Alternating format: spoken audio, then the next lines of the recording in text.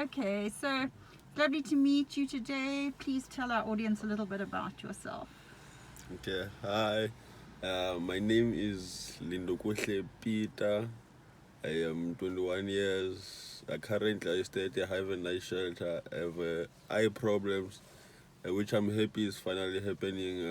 It's because it's been many years I've been struggling with my eyes. How does your eyesight affect you? How does it make life difficult for you at the moment?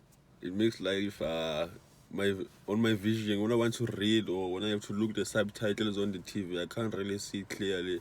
It's affecting a lot because on my academics, even I want to read books, it's hard for me to read because I feel like the words are going up and down. But now I'm very grateful it's finally happening. Okay, and just tell our audience a little bit about what you did yesterday, because you told me you went to try and enroll into a program yesterday because you want to study further. Well, I went to enroll at Varsity College in Newlands for business principles and practice, which is a higher certificate, because I want to start do something about my life.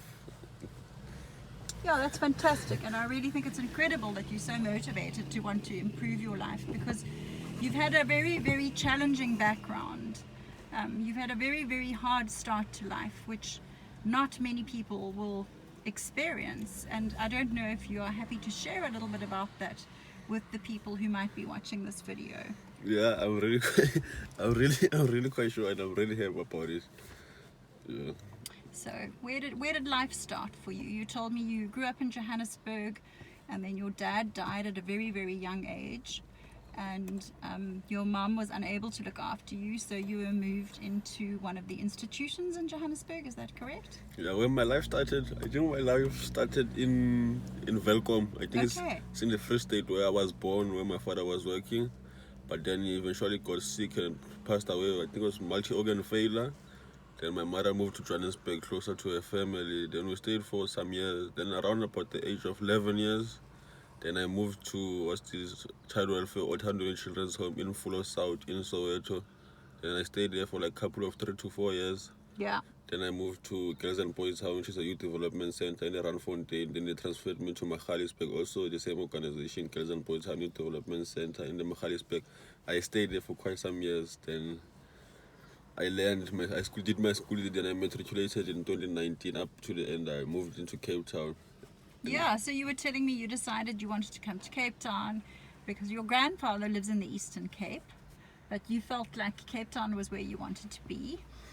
And you've been staying in the Haven shelter in Claremont at the moment because you're also looking for a job. You want to start getting back into employment. Yes, I need a job like to stand on my feet so I can do so I can do things, so I can start moving. I need like a stepping stone to pay rent and a source of income to do things. Yeah, okay. And we also just chatted a little bit about what your dreams are and what you want to do with your future. You mentioned wanting to do some sort of business degree because you're quite a hands-on guy who's got an understanding of all different facets of business and what goes into an organization. But because of your experience in the various homes that you've stayed in, you thought maybe that was a future where you might have quite a lot of impact because you've got a big understanding of how those organizations work and how you can maybe help them. Yeah, yes. Like currently, I stay at a Have a Nice shelter, which is like they only give bedding space and only for sleeping.